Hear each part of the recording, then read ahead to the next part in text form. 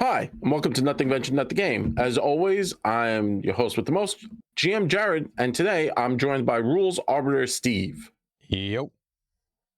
And we are going to be diving into the world of spells, spellcasting, and the arcane arts with a conversation talking about two older blog posts from Paizo for Pathfinder 2nd edition, the Pathfinder Player Core. Sorry, it's a mouthful. It's one of those like she sells, Player Core, and we're going to be looking at the wizard and the spells. And the reason why we're kind of looking at both at the same time, one, this is kind of old stuff. The wizard came out in September, and the spells came out in September, but like later September. So kind of an older blog post. And the wizard kind of talks about spells, and then they have a conversation about spells. So it just made sense to like link them together instead of doing like two separate videos about them. So first and foremost, if you don't know what the Pathfinder Player Core Remaster is, it's basically Pathfinder 2nd edition is getting a revamp due to the OGL debacle. If you don't know what that is, Google it. It's a whole mess of stuff. But basically, the company Paizo had to do a few change. They were going to have to do multiple changes to their body of work because it was based on an older edition, and they were just kind of like, hey, if we have to edit so much stuff, let's change everything that we didn't like to begin with and kind of put that out.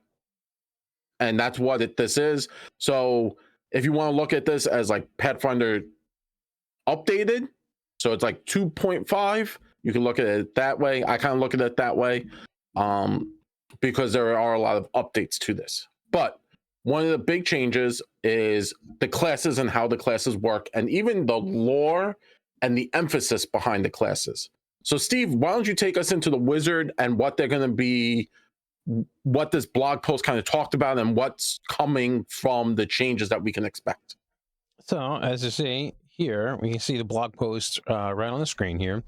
Mm-hmm. And this kind of goes into the idea of how this, because one of the things that they removed, or they're going to remove, and they're in the process of removing, is spell schools. Now, we all know, for all of us who've played the game for many years, that Fireball is from the Evocation School of Magic, and Mage Armor is from the Abjuration protection magic, and then Conjuration magic, you summon stuff into being, and the transmutation, you shift and change things. You want to summon a wall of stone, that's, whatever. All those monikers, Evocation, Necromancy, Illusion, well, Exception, Illusion, all the other monikers of all the different 8 schools of magic are going away. Spells are not going to be referred to by their School of Magic. The School of Magic is out the window, because a lot of that was directly from the OGL and the old version of D&D that a lot of the bones of Pathfinder was built on. So what do we do now? That's the question, is how do we determine different spells? So when a spellcaster, a wizard specifically, is going to master themselves into a particular style of magic, they used to, okay, well, I want to focus on evocation magic and I want to make things explode. So now that's not, like, evocation is not a word that exists now in Pathfinder.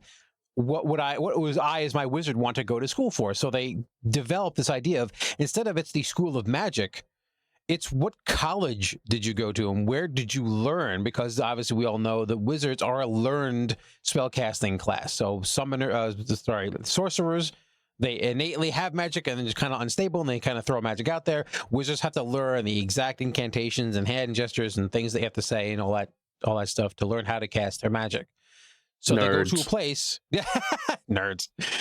Nerds! So they go to a place to learn that magic. So now one of the things that you would select as your starting school, or maybe you develop one with your GM, is what your School of Magic focuses on. As you see in some of the blog posts here, we have references to the School of Battle, which references possible fireball, resist energy, weapon storm, true target, ability to target things effectively and hurt them with magic that's generally elemental based. then we can, which is, I think Jared and I were talking about this before. They have the School of Civic Wizardry. So imagine if you had a whole bunch of firefighters, and how would that work in a realm of magic? Well, some of those people are going to be, big burly people that are going to be able to pull you out of the fire, but some of those people are going to be able to use their magic and magical abilities to quench that fire, or maybe support a structure that might be collapsing. So we have hydraulic push for firefighting, summon construct and walls of stone for construction, water walk for search and rescue, earthquake and disintegrate to destroy and demolition areas. So we're getting into this concept of the college, I should say, of magic that you go to really is going to inform your decisions of what spells you're going to learn and how you envision your character using the magic, or even an NPC from the GM's perspective. How do they view that wizard or that spellcaster in using their magic and how they learned it? For those of you who follow Pathfinder lore for many years, I'm interested to see how this is going to affect the Rune Lords and their form of magic. If you don't know what a Rune Lord is, the Rune Lords were based on the 7 deadly sins. They didn't count, I believe, divination as a school of magic. They were like, yeah, we don't mess with that magic. It's not real magic. So, I mean, there was only 7. Yeah, they were like, there's only 7 deadly sins. And then they were like, oh, but we have 8 schools of magic. Yeah, they don't mess with this one school of magic at all. But I'm interested to see how that is going to tie into their lore, because the 7 deadly sins all kind of linked with a specific school of magic. So like one of the schools of magic that we used to know was Evocation. We talked about it. It's like, Wrath of God, stuff like that, which was the Rune Lord sin was Wrath. So I'm interested to see how that's going to tie into their concept, or if they're going to keep it as like, hey, no, like if you were a Wrath wizard, you learned like Fireball and Lightning Bolt and very destructive spells. So you could still keep the 7 deadly sins, but then you could see like how they're going to branch them off and kind of keep them in that. Right, because you can't really see like the Rune Lord of Wrath using the school of what was the one, like the fire school of battle. It would probably be School of Battle. I would surmise that they would just give them selections of spells if they were ever going to bring the Rune Lords back. That's the other thing. Is like red. Yeah, well, like my point is like if like focus a whole AP on them. That, yeah. And if they're going to do that, obviously, even though they used to use Evocation and obviously not divination, conjuration, all those different schools of magic, and they still can't reference those words anymore. That's where they're pulling away all of those things. So they would just probably give them selections in those areas. So Wrath would be a lot of destructive elemental magic and all the different Rune Lords who focus in on like, oh, you focus on conjuration, you focus on transmutation, you focus on abjuration, or all these different things, and illusion. So illusions are technically still in, but that's not a school of magic. It's just a type of magic that you can create an illusion. But I kind of want a Rune Lord of Civic Mastery. That would be cool. I just don't think they're going to reference schools like colleges of magic in that regard. They're just going to give them selections like these are the things they focus on, kind of thing. So I don't think they would. And I think it's actually kind of cool that they would make that dichotomy, because they are from a before time. And then now, now colleges have just sprung up between Pathfinder 1 and 2. Colleges have sprung up and started teaching people in its own way. Yeah, which I really like as a lore concept, especially since we did have that adventure path where you do go to a magical school, and that's like a whole adventure path. You're in the school as I believe you're a student, and then you kind of wind up becoming faculty. I'm not 100. I haven't played the AP. I just know of the AP. Yeah, they talk about moving into this new concept of how magic works, and this is kind of the concept of how spells are going to start to work, and then we'll jump more into how spells work. I also like this little interesting thing that they mentioned here is we've rearranged the existing wizard focus spells, and in some places changed them a little bit for their new locations, i.e. the new colleges. They call them schools. I'm going to say colleges so people don't get confused, because we have old schools of magic and new schools of magic. So I'm just going to say colleges for the new stuff, just so no one gets confused. The College of Mentalism has a charming push focus spell that focuses on the original enchanting spell, Charming Words, but this spell does not have the auditory or linguistic traits to really focus in on the idea that the College of Mentalism focuses on direct mind manipulation versus actually saying a word and that word influencing you. No, I'm just going like I'm just literally Vulcan mind melding you and then having you do whatever the spell does. They're really changing some of the spells and how they work to really give you a feel of what that school is teaching those particular wizards who are going to those schools. Keeping in with the concept of like the wizard and the spells, we're going to jump into the player core preview, Spells and Spellcasting Remastered. This came out, like I said, late in September 21st. So basically this goes into greater detail about how spells work and what we can expect from spells in the upcoming remaster edition, which kind of ties nicely in with the wizard, right? So again, they re-highlight, hey, everything was kind of highly tied to the OGL stuff, so we have to move away. We don't want to get in trouble. We understand what, Wizards of the Coast did, but we still don't trust them, so we're going to move as far away from them as possible, which makes the most sense. Obviously, they are getting rid of the schools, right? We talked about how they're getting rid of Evocation and such like that. But one of the larger things, does no longer spell level, does now just spell rank. So it's just changes in verbs. It's just we're just changing verbs. One of the most important things is, and Steve was kind of really happy when he heard this, is they're now, so I'll read it verbatim. The player needed to remember that material, somatic, and focus components added the manipulate trait to a spell, and a verbal component added the concentrate trait to the spell. The new system adds those traits directly and cuts out the middleman, i.e. the components. So that was just a big problem because sometimes things wouldn't have the manipulate trait, which would activate the attack of opportunity, but the verbal component had the concentrate. So it was sometimes got confusing. So it just makes it easier now. So when you look at the spell, you could see all the flat traits and you could say, oh, that makes sense. They talk about classes wanted more freedom to define how they cast spells. A lot of people, more class concepts came out of like how spells cast in the particular presentation.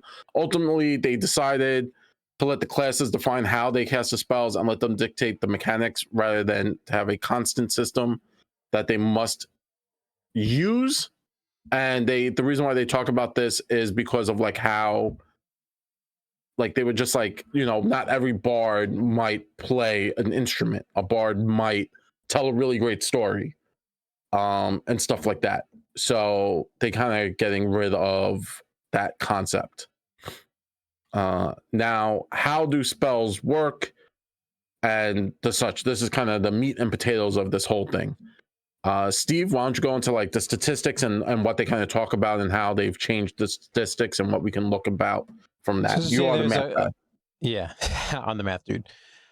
So there's a couple of things that they changed when changing how the new spells look and all the mechanics based on how you cast spells. So as some of you know, when you're casting spells, you have spells from multiple sources. So let's say I'm playing an elf character or I'm a gnome character and I get a ancestry feat. So I get a racial feat that says I get a new spell. Oh, awesome. But that spell is from the primal or the divine or the occult version of spells. But I am an arcane spellcaster because we just talked about wizards. So maybe I'm a wizard. So now I have my arcane spell proficiency, and I got to remember what that number is. That's probably going to be my biggest number. But then I have this primal spell sitting around that I got from my, leveling up as, being a better elf or a higher level elf or gnome or what have you. And well, that's a primal school. Well, my primal proficiency is lower and it has a different number. And like, oh wait, what's the DC on that? Oh, so I gotta, and then there was a lot of this confusion of having multiple sources, even if you're multi-classing into another spellcasting class, and that uses a different type of spell, or maybe you wanted to have a different type of spell because that's how you wanted to build your character. It became too crunchy with the numbers of like what's coming from what DC and what pluses were coming from where, and it applied to which spells. So they just said, screw all that. It uses your highest bonus. So if you have a racial spell, you have a multi-class spell, it doesn't matter.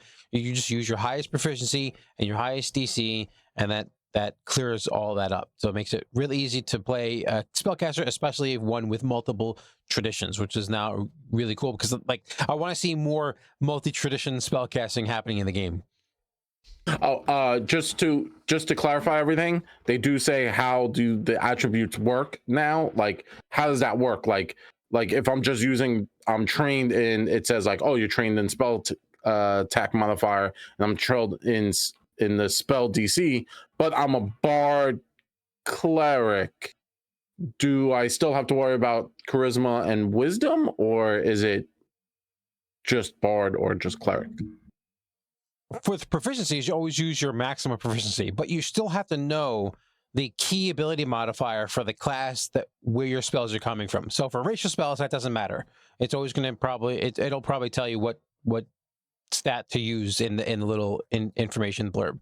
But say I'm a bard cleric, right? Bards use charisma, clerics use wisdom. I'll still have to know that when I cast a cleric spell, if it's an attack spell, I have to add my wisdom to the attack. And if and I also add my wisdom to the DC if something is trying to resist my spell. And if I'm using bard spell, it's charisma, vice versa. So it's charisma for my attack and charisma to my DC. So you still have to know that. But now all your proficiencies are basically equal across the board. It's just use your highest one, and then you just have to keep in mind stats for your different traditions based on the class you're picking. Yeah, and also I like that because like it stops it from being like, okay, I'm expert in bard, but now I'm not expert in cleric because like, oh, I took 2 levels bard but only 1 level cleric, and now I'm outpacing my bard spells are completely outpacing my cleric spells. In our group we have Zach, who's playing a psychic sorcerer. Summoner. Psychic summoner. So it's charisma intelligence for him. And it's a lot of like his, and then some of his spells would be like trained or expert or master. Yeah. And some of his spells would be only trained because he has this many levels in one, and only this many levels in the other one. So he's got divergent levels and spells. Yeah, it's a lot of flipping for him. It is. Yeah. So the other major change that people have been talking about, and people do a lot of talking, is cantrips and pluses to damage. Now, prior, most cantrips that dealt damage added whatever your spellcasting modifier is. So if I had a +4 intelligence and I was a wizard and I was casting telekinetic projectiles, the most common one for arcane. So I was going to throw a little rock at someone with my mind powers. I was going to get a little bit of bonus damage based on my intelligence because the idea was that I would throw it a little bit harder and be a little bit more accurate. For the most part. Now, there may be exceptions, but this states here that most that's going away. And their reasoning for that going away is most other spells at higher levels don't do this. And the cantrips were kind of the exception to this rule, where if I cast a fireball, I'm not throwing a fireball with my spellcasting modifier. I'm not adding to the damage. It's not like 66 +4 or +5 or whatever my spellcasting modifier may be. It's just going to be the raw dice. And they're making most, if not all, spells just raw dice. And they're adjusting some dice to compensate for this, to pull it in punching my microphone, to pull it in line with what they figure that the spells should be doing, the amount of damage that the spells should be doing based on their math behind the scenes. That, average, because dice rolls are dice rolls, but the average amount of damage that these spells should be doing, also considering is an area of effect spell, the type of save it's targeting, probably, what dice are being rolled, all that stuff is all being pulled into, and then say, okay, the spell should be doing this, and with the +2 spellcasting modifier damage, it was kind of pushing that out of the range that they wanted it to be. So, and also, if you have a new player and they go, okay, well, I added my spellcasting bonus to damage here, why am I not adding it there? So now for everything is being more homogeneous and basically the same, it makes it easier for people to pick up how spells work instead of having a lot of these exceptions. I think they're trying to remove a lot of these exceptions out to basically make it more streamlined, because as a spell guys, you do have tons of options and it can get a little bit overwhelming, especially if it goes, okay, well, this spell works this way and that spell works that way, and I have to remember this DC, but that spell DC is different because it's from a different tradition. They're trying to even all that out. Yeah. And I think that's amazing, only because we do know Pathfinder Second Edition still retains its tradition. So Pathfinder Second Edition retains its tradition for having characters go from level 1 to level 20. Not every AP does it, but many APs do follow the 1 to 20 story arc. So yeah, you've been playing so long, but let's say you want to bring in a new player and you're like, well, you kind of have to write up a level 8 character. Now for you and me, we're like, okay, cool, that's fine, I'll bring something in, right?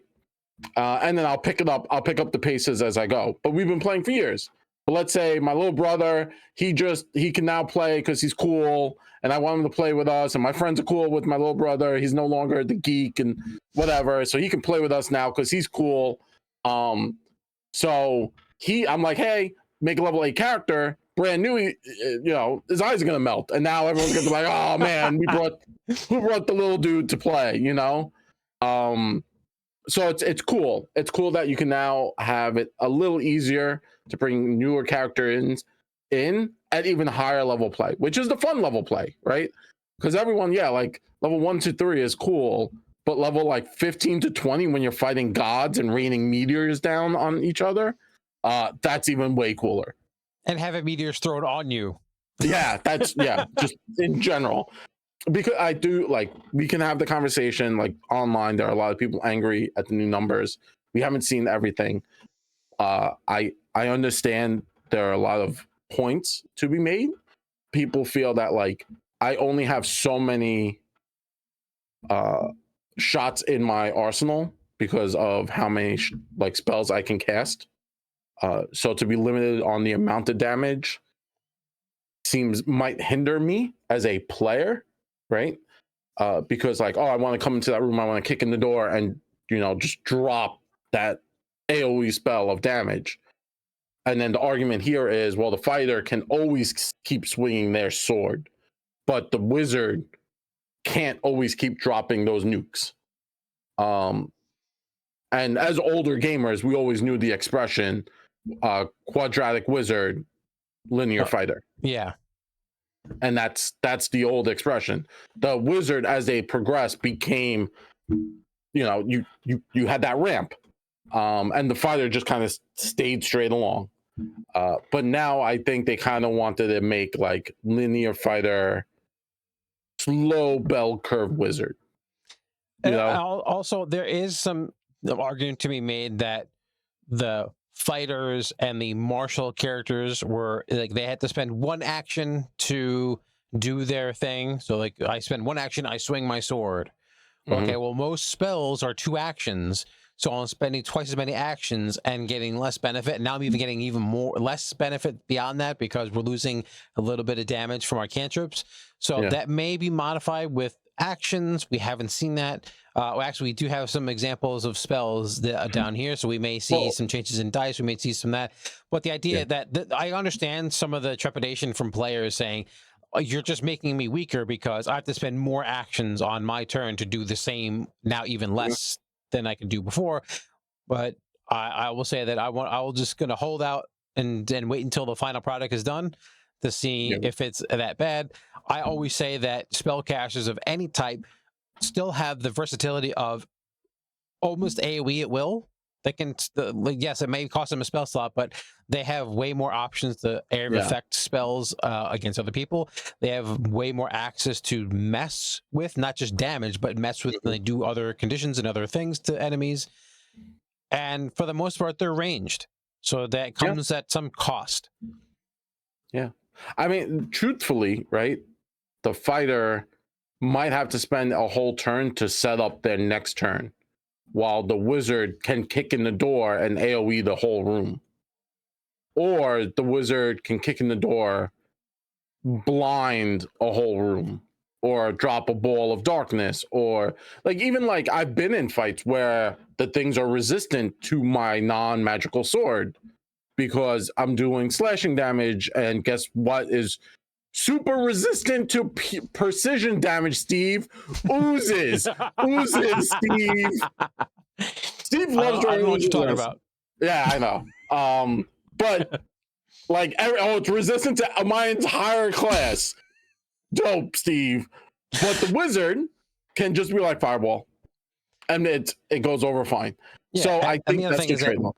spellcasters, and not just wizards. I know we're talking about wizards because we just talked about wizards in the early part of this video, but spellcasters in general do have the option of targeting any defense. So not just armor class, they can do fortitude saves, reflex saves, will saves. Now their options may vary on what options they have, depending on what choices they made, what spells they brought with them that day.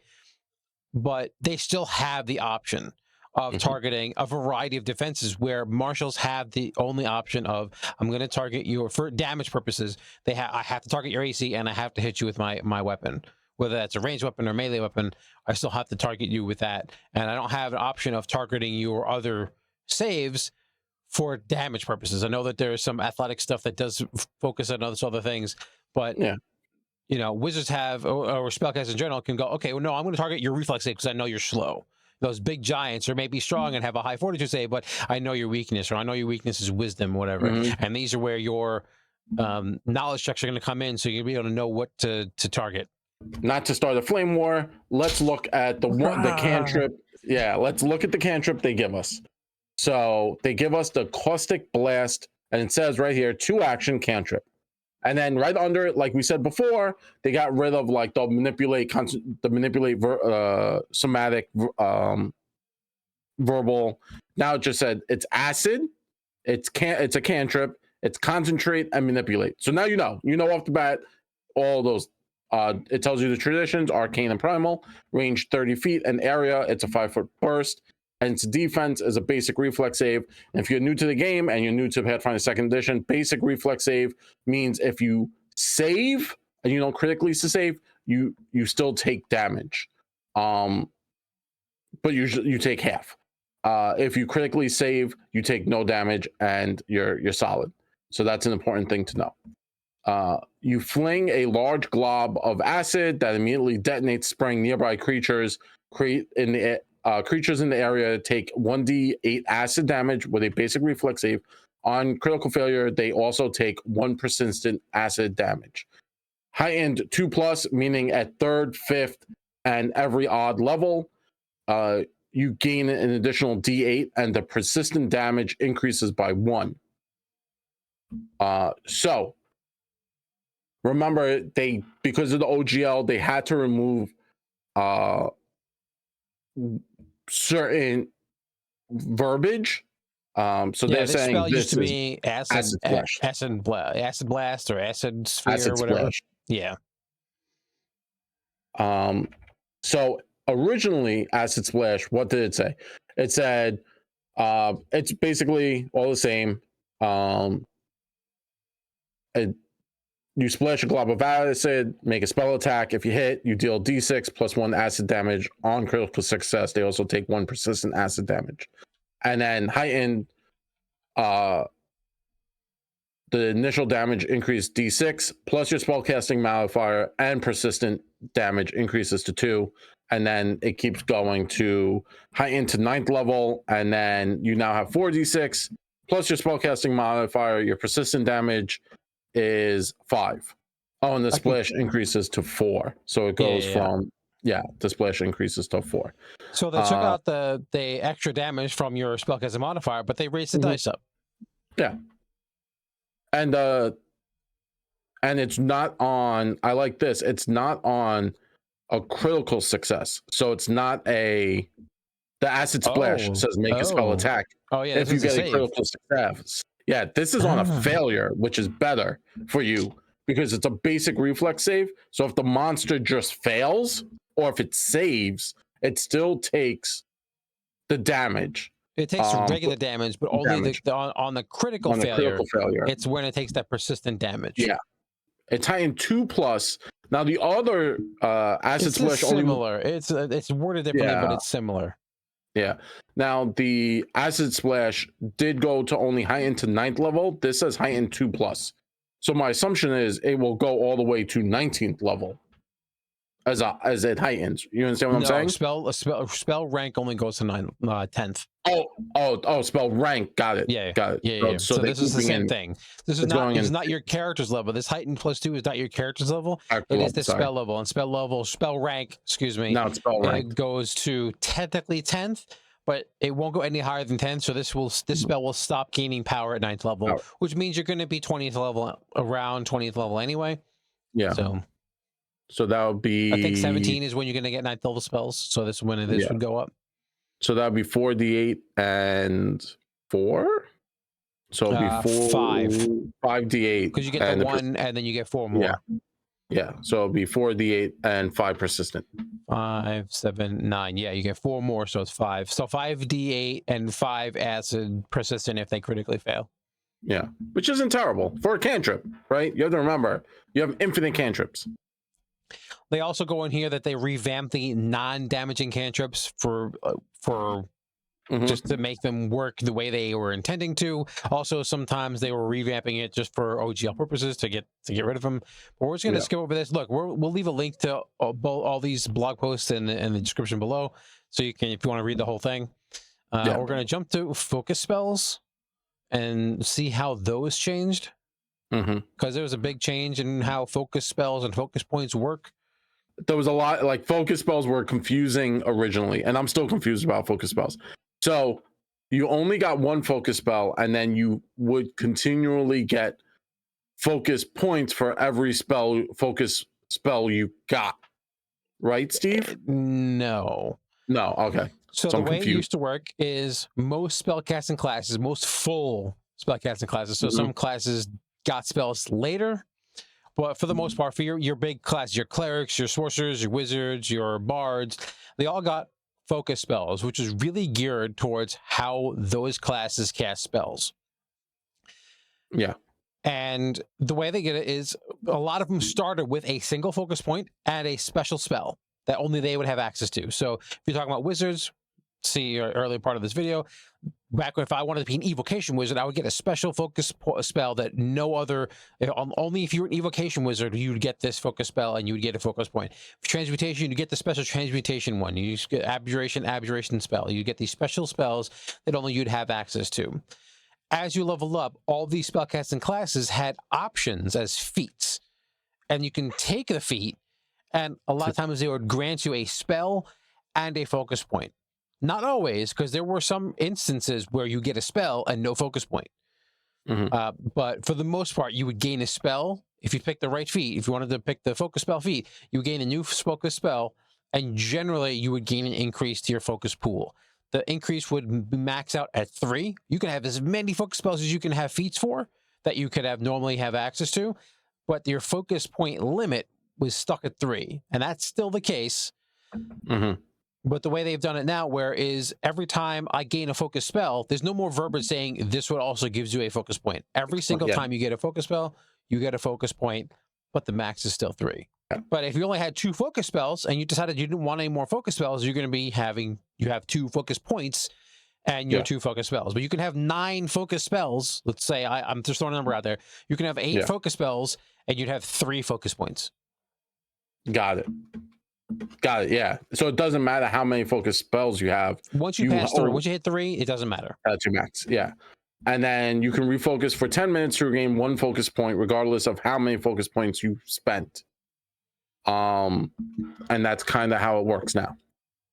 Yeah, there was a little bit of issue with the way it used to work, where it currently works right now, is once you refocus, you can't refocus again until you spend a point.